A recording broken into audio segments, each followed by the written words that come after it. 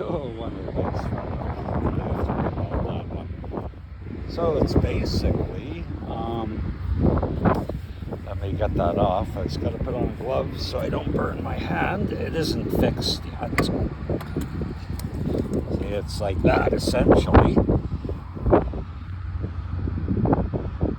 There's a small amount of stainless, like that big part there.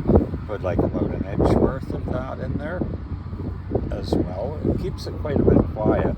It just breaks up the sound a bit.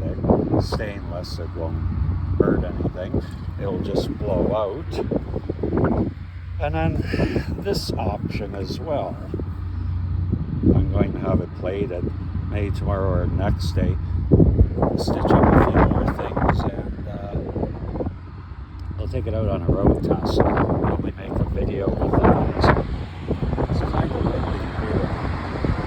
And I'm at work. I'm staying for a bit. It's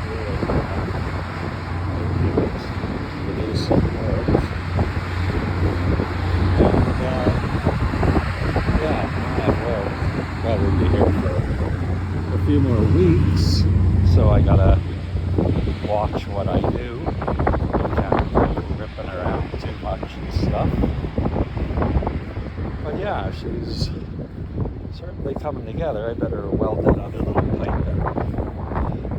I didn't really tack them in too much. I didn't choke them up. But yeah, she runs good. I can give her one without, this is without any exhaust. Where's it?